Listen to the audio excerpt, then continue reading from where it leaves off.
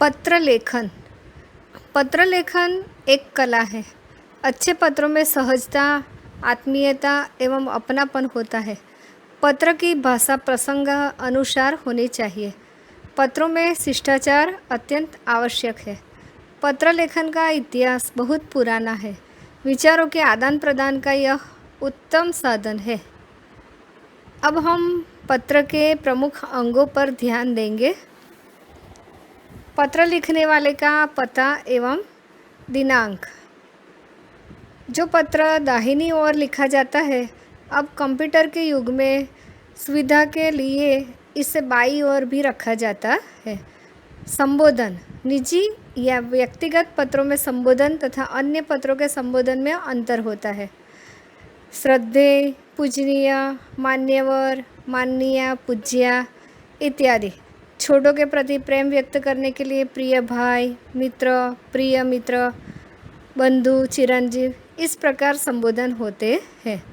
और व्यावसायिक या सरकारी पत्रों में प्रति के बाद उनके होद्दे के अनुसार संबोधन होता है।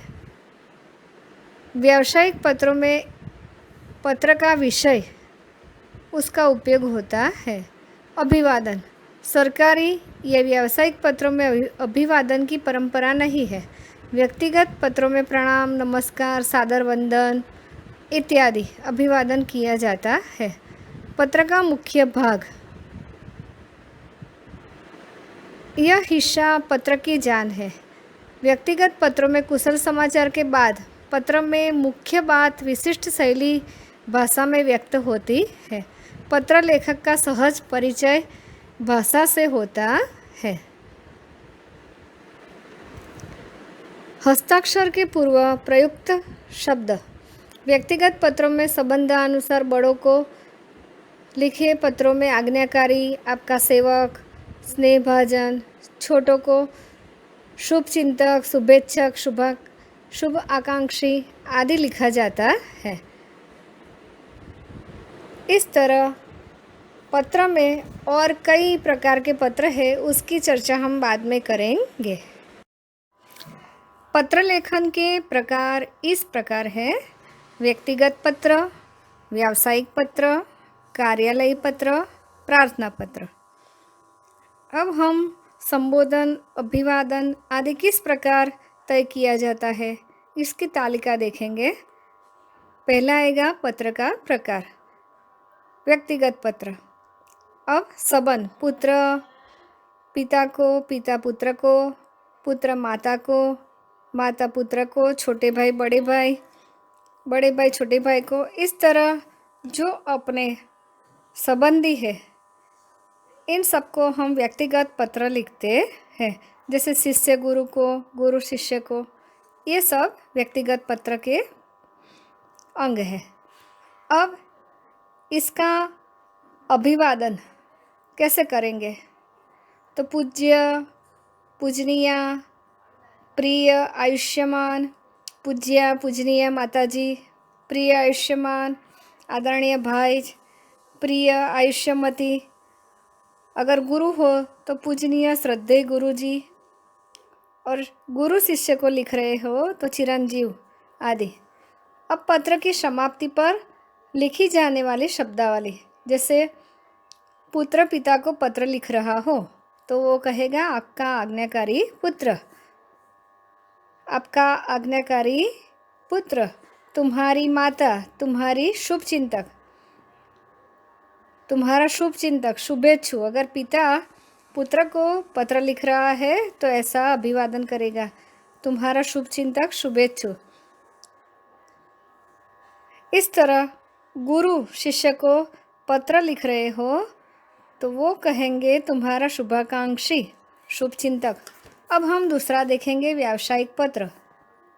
तो व्यावसायिक पत्र पुस्तक विक्रेता को, बैंक मैनेजर को, व्यापारी को या दुकानदार को हम लिख सकते हैं।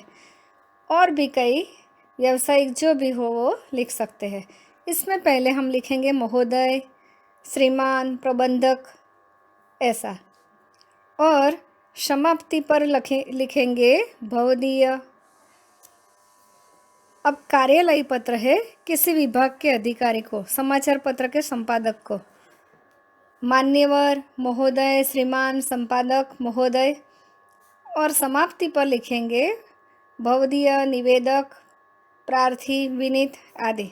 अब हम प्रार्थना पत्र देखेंगे। तो प्रार्थना पत्र प्रधानाचार्य को या किसी अधिकारी को हम लिखते हैं तो श्रीमान प्रधानाचार्य महोदय, मान्यवर महोदय। अब उसकी समाप्ति पर हम लिखेंगे विनीत, प्रार्थी, कृपाकांक्षी, आपका आज्ञाकारी शिष्य, आपकी आज्ञाकारिणी शिष्या, निवेदक, प्रार्थी आदि। तो इस तरह पत्र में किस प्रकार संबोधन किए जाते हैं, किस प्रकार अभिवादन किए जाते हैं और पत्र की समाप्ति पर क्या लिखा जाता है, इसके बारे में हमने चर्चा की। अब हम आपको एक एक करके पत्र के उदाहरण दिखाएंगे। तो पहला है निमंत्रण पत्र। तो निमंत्रण पत्र में पहले आएगा पता, जो बाई और हम लिखते हैं। इसके बाद में आएगा संबोधन और बीच में आएगा उसका विषय वस्तु और अंत में आएगा पत्र की समाप्ति का, जैसे तुम्हारा मित्र, तुम्हारी सखी आदि, और उसका नाम। इसके बाद आएगा बधाई पत्र, आश्वासन पत्र, अनुमति पत्र, प्रार्थना पत्र, कार्यालयी पत्र और व्यावसायिक पत्र। इन सब पत्रों के बारे में हम आपको दिखाएंगे, आप सब पढ़ लेना।